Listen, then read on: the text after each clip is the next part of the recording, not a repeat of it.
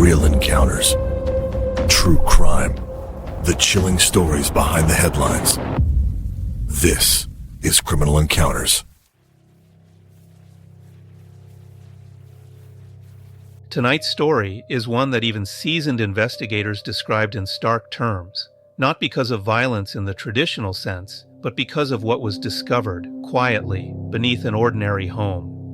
Authorities say newly uncovered evidence led police to what one investigator called a real-life horror film scenario, a private basement allegedly filled with hundreds of human skulls and skeletal remains.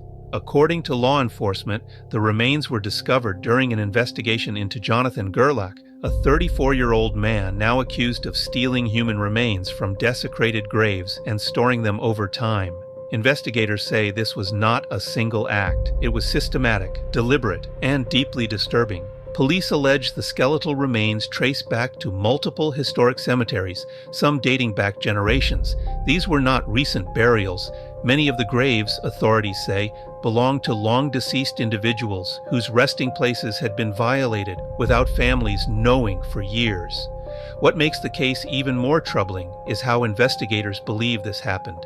According to court documents, authorities allege Gerlach was involved in an underground online trade in human bones, a shadowy marketplace that operates across forums, private groups, and niche collector networks.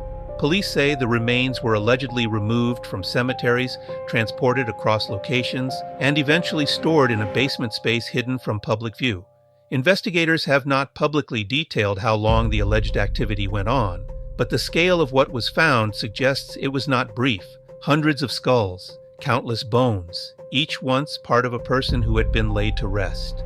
Law enforcement officials say the discovery raises serious questions about how vulnerable historic cemeteries are, especially those that are older, rural, or poorly monitored. Many such sites lack surveillance, fencing, or even regular maintenance, making them easy targets for anyone willing to violate both the law and basic human decency. Officials stress that this case is not about superstition or myth. It's about desecration, grave tampering, and a black market trade that exists largely outside public awareness. Authorities are now working with forensic experts to determine the origins of the remains and whether additional cemeteries may have been impacted. That process could take months, if not longer. In some cases, identification may be impossible due to the age of the remains. For families connected to those burial grounds, the emotional toll is significant. Even when names are lost to history, the expectation of peace remains. Investigators say that trust was broken here. It's important to note, these are allegations. Gerlach has not been convicted, and the legal process is ongoing.